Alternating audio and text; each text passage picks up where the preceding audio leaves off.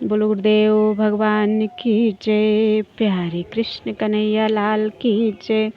कार्तिक महात्म्य 16वां अध्याय।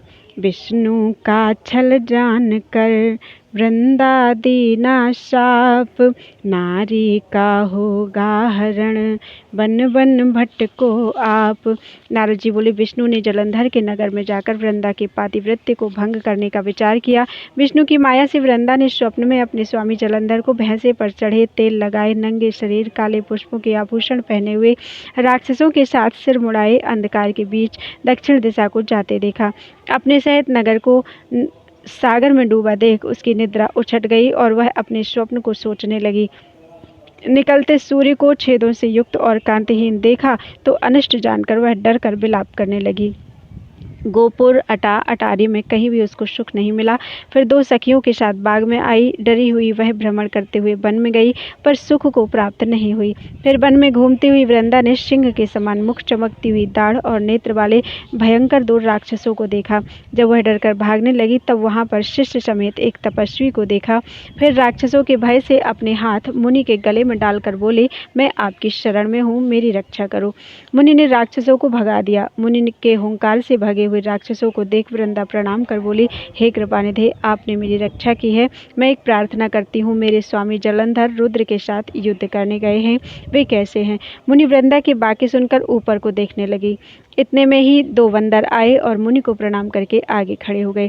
मुनि की भ्रकुटी का इशारा पाकर वे आकाश में चले गए। जलंधर का सिर धड़ बंदरों के हाथों में देखकर पति विनाश से दुखी होकर वृंदा मूर्छित हो गई। तब मुनि ने अपने कमंडल का जल छिड़ककर उसकी मूर्छा दूर की। वह अपना मस्तक पति के मस्तक पर रखकर रोने लगी। प्यारे, अपने मधुर वचनों से आप मुझे आनंद देते थे, सो आज क्यों नहीं बोलते?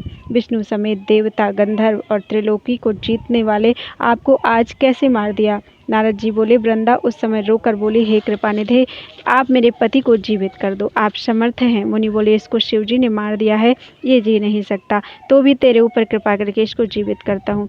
नारद बोले, यह कहकर मुनि अंतर्ध्यान हो गए और इतने में ही जलंधर ने आकर वृंदा को आलिंगन करके प्रसन्न होकर उसका मुख चूमा। वृंदा भी अपने पति को पाकर प्रसन्न हुई। उस वन के बीच वृंदा अपने पति के संग में बहुत दिन तक रमण करती रही। एक दिन रति के अंत में वह विष्णु को पहचान गई। तब वृंदा विष्णु को धमका कर बोली, दूसरे की स्त्री के संग विषय करने वाले तुम्हें और तुम्हारे शील को धिक्कार है। मैंने तुमको जान लिया है, तुम तपस्वी रूपधारी मायावी हो। तुमने जो माया रची थी वे तुम्हारे द्वारपाल थे। क्रोध करके वृंदा ने शाप दिया, वही बंदर राक्षस होकर तुम्हारी स्त्री को हरेंगे और तुम स्त्री के दुख से वन में बंदरों से सहायता लोगे। सबके ईश्वर होने पर भी वन में भटकोगे। ये तुम्हारा शिष्य तुम्हारे साथ धोखा करेगा। यह कहकर वृंदा विष्णु के समझाने पर भी चिता बनाकर अग्नि में प्रविष्ट हो गई। वृंदा का तेज पार्वती जी में लय हो गया। विष्णु वृंदा का स्मरण कर उसकी चिता की रज को लगाते हुए वहीं रहने लगे। मुनियों ने समझाया पर चित्त शांत नहीं हुआ। बोलो वृंदावन बिहारी लाल की जय।